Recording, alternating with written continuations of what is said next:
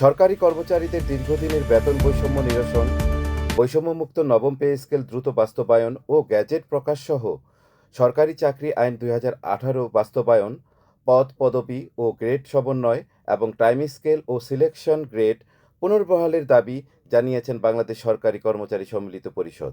11-20 ফোরামের লুৎফর ভাই এক বক্তব্যে বলেছিলেন যে 6 ফেব্রুয়ারিতে যারা আহত হয়েছেন তাদেরকে আমরা পে স্কেল যোদ্ধা হিসেবে ঘোষণা করেছি। ৮ আগস্ট বাংলা একাডেমিতে আয়োজিত এক সংবাদ সম্মেলনে সংগঠনের নেতারা এ দাবি জানান।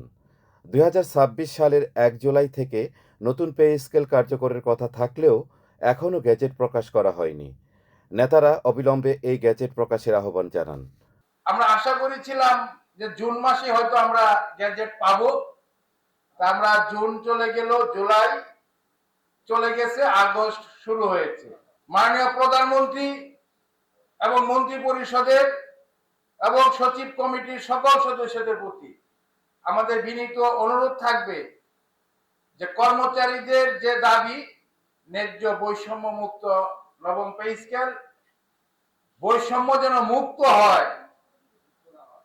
যদি মুক্ত না হয় তাহলে আমরা মনে করব যে বাংলাদেশের বাতির নিচের যে অন্ধকার, এটা নিরসন করার কোনো লোক এই বাংলাদেশে নেই।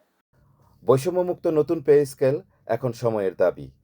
পে কমিশনের কাছে সর্বনিম্ন ৯,০০০ টাকা এবং সর্বোচ্চ ১,৪০,০০০ টাকা বেতন নির্ধারণের প্রস্তাব করা হয়েছে। আপনারা বলতেছেন ১ জুলাই থেকে বকেয়া ভাতা দিব, বকেয়া টাকা দিব। এখন দিলে আপনাদের সমস্যাটা কি? এখন দিলে আপনার সমস্যাটা কি? সংবাদ সম্মেলনে বক্তব্য রাখেন বাংলাদেশ সরকারি কর্মচারী সমন্বয় পরিষদের সভাপতি এম এ হান্নান। একজন সরকারি কর্মচারী তার ৫৯ বছর পর্যন্ত এই সরকারের জনগণের সেবা দিয়ে তারপরে তিনি অবসর গ্রহণ করেন। আজকে আমরা যারা সেবা দেই, যারা রাষ্ট্রের সম্পদ, আজকে মাননীয় প্রধানমন্ত্রী ৬ তারিখের পরে আমি বলেছিলাম ওই প্রেস ক্লাবে, ওই আমাদের শহীদ মিনারে সমাবেশে বলেছিলাম, যারা ভোট চান ৫ লক্ষ কর্মচারী ৩ কোটি ভোটের মালিক, যদি ভোট চান আমাদের পে কমিশন কারা বাস্তবায়ন করবেন অবশ্যই আগামীকাল বলবেন। পরের দিন আজকের যিনি মাননীয় প্রধানমন্ত্রী তারেক জিয়া সাহেব ঘোষণা করলেন তার ইস্তেহারে আমাদেরকে পে কমিশন বাস্তবায়ন করবেন। আমরা যদি আমাদের পেটের ক্ষুধা অনুভব করি, আমি মনে করি সমগ্র বাংলাদেশের ২২ লক্ষ কর্মকর্তা কর্মচারী এবং শিক্ষকদের একই আওয়াজ থাকা উচিত এবং সেই আওয়াজটি হবে দ্রুত পে স্কেল বাস্তবায়ন চাই। যাদের বৈধভাবে অবৈধ ইনকাম দিয়ে তাদের সংসার চলে, টাকা প্রচার করে দেশের বাইরে, ওই সমস্ত লোকদেরকে আপনাকে চিহ্নিত করার সময় এসেছে। রাষ্ট্রকে বাঁচাতে হলে আপনার ক্ষুধার্ত দেশ কর্মচারী সহ আপনার জনগণকে বাঁচাতে হলে ওই সমস্ত টাকার প্রচারকারীদেরকে অনতি বিলম্বে চিহ্নিত করতে হবে, তাদেরকে নিয়ন্ত্রণ করতে হবে। যাদের বৈধভাবে অবৈধ ইনকাম লক্ষ লক্ষ টাকা, তাদের কোনো বেতন বৃদ্ধির প্রয়োজন নেই। বেতন বৃদ্ধির প্রয়োজন হয়েছে 11 থেকে 20 গ্রেডের কর্মচারীদের, যাদের আজকে সংসার চলে না। অনুষ্ঠানে বিপুল সংখ্যক রাষ্ট্রীয় কর্মকর্তা এবং কর্মচারী উপস্থিত হয়ে তাদের প্রাণের দাবির সাথে একাত্মতা ঘোষণা করেন। সংগঠনের অন্যান্য প্রধান দাবিগুলো: সরকারি চাকরি আইন ২০১৮ দ্রুত বাস্তবায়ন এবং সবার জন্য সমান নিয়োগ বিধি চালু করা। সরকারের শুভবুদ্ধির উদয় হয়েছে। আমরা ভেবেছিলাম যে জুলাই থেকে আমাদের যে পে স্কেল, এটা জুলাই মাসে ঘোষণা হবে, আগস্ট অদ্যাবধি।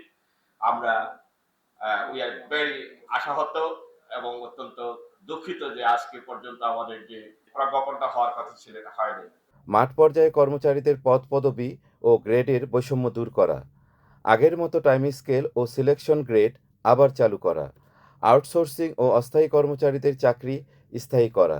বাংলাদেশের 18 লক্ষ কর্মচারীদের প্রাণের দাবি নবম জাতীয় পে স্কেল বাস্তবায়ন, কিন্তু আমরা এখনো পর্যন্ত তার কোনো ফলাফল দেখতে পাচ্ছি না। আমরা আর কত ধৈর্য ধারণ করব? আমাদের ধৈর্যচ্যুতি ঘটছে অলরেডি।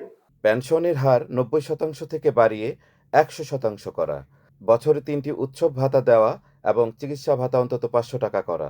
নেতারা স্পষ্ট জানান, দ্রুত এসব দাবি না মানলে তারা কঠোর কর্মসূচির দিকে যাবেন। বাংলাদেশ সরকারি কর্মচারী সম্মিলিত পরিষদের সাধারণ সম্পাদক ফেরদৌস আহমেদ চৌধুরীর সঞ্চালনায় অনুষ্ঠানে সভাপতিত্ব করেন বাংলাদেশ সরকারি কর্মচারী সম্মিলিত পরিষদের সভাপতি বেলায়েত হোসেন। আমি সরকারকে জানিয়ে দিতে চাই যে সারা বাংলাদেশের কর্মচারী ঐক্যবদ্ধ, টেকনাফ থেকে তেতুলিয়া, রূপসা থেকে পাথুরিয়া পর্যন্ত 22 লক্ষ কর্মচারী কর্মকর্তা ঐক্যবদ্ধ আছে। যদি প্রয়োজন হয় 22 তারিখের যদি আমাদের প্রয়োজন হয় 22 তারিখে 20 তারিখের মধ্যে যদি আমাদের আমরা গেজেটের বাস্তবায়ন না পাই, 22 তারিখে আমরা প্রতিনিধি সম্মেলন করে সারা বাংলাদেশের কর্মচারী ঐক্য পরিষদের ব্যানারে একত্রিত হয়ে আমাদের যেন মাঠে নামতে না হয়, এই দাবি করছি মাননীয় প্রধানমন্ত্রীর কাছে।